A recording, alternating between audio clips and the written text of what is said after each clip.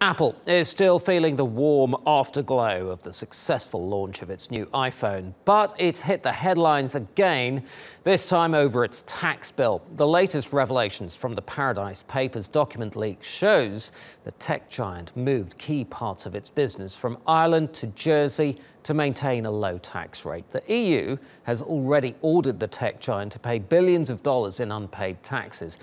But technically speaking, it has done nothing wrong. Maria Ramos is here to tell us more. Thanks so much, Hazza. Well, in 2014, Apple moved 2 subsidiaries from Ireland to Jersey, which of course is a popular tax haven. And last year, the European Commission ordered Ireland to collect back taxes of up to $14.5 billion from Apple. It said the previous tax arrangement between Apple and Ireland amounted to, quote, illegal state aid, but Ireland hasn't done so yet. Now let's take a quick look at what $14.5 billion would have done for Ireland if it had collected the money back from Apple. Well, it's enough money to build 72,000 houses, which would help tackle Ireland's housing crisis. It's also the exact amount needed to clean up the Irish drinking water, which has been infected by raw sewage. And it's a little bit more than the $11 billion that the country has allocated to its 2018 education budget. Now, the EU isn't giving up, and just last month it said it would be taking Ireland to court over the delay. Apple CEO Tim Cook has called the ruling total political crap and says there's no reason for it in fact or in law. And Apple further says it's the biggest taxpayer in the world and it pays every dollar it owes in every country that it operates in around the world. Now, let's hear from one EU minister to see what he has to say on country tax commitments. We know that there is a cooperation among states to have more information and more transparency, but states have to stick to their commitments. And if states do not stick to their commitments, we have to put sanctions on those states. TRT World's editor at large, Craig Copetas, joins us now from Paris. Craig, great to have you as always. So look, Apple says it pays all the taxes that it owes, and it's the biggest taxpayer in the world, as it says. But should it be paying even more?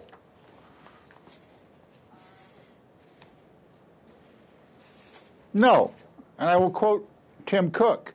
At Apple, we follow the laws, and if the system changes, we will comply.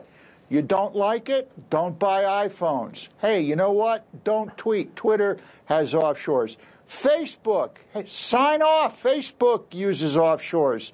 And throw out those Nikes. And U2, all their money, you know, Bono, they're so saving the world, all their money is offshore. So... Well, okay. I'll take everything you said apart from your criticism of you two, Craig. Those are fighting words. But look, it's why? Well, why? No. Okay. Well, we'll take this up later. But look, why then even have a taxation system? I mean, look, the OECD's Angel Gurria said this week that tax avoidance is fast becoming a thing of the past. Firstly, is he right? But secondly, these kinds of behaviours by companies like Apple have actually been exacerbating income inequalities around the world. Shouldn't these kinds of behaviours be clamped down on? Okay, before I answer that question, I need to ask you one in all seriousness. How do you register the mood of the public right now in the wake of the Paradise Papers release? Well, are they angry? Are they frustrated? How would you register? Okay, in answer to your question, Craig, I would say that in the wake of the Panama Papers, LuxLeaks, and several other leaks, perhaps there's a little bit of fatigue. But still, the moral issues haven't gone away. Moral issues. All right, let's go to the OECD right now.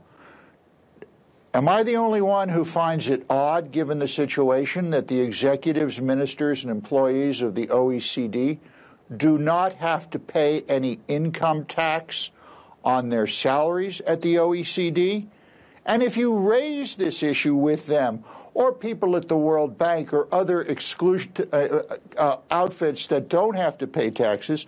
They will cite treaties, legislations, and all the other bells and whistles that offshore nations use to validate and justify their existence. So the question here is, as I see it, physician, heal yourself. Luxembourg, get rid of your tax breaks for corporations.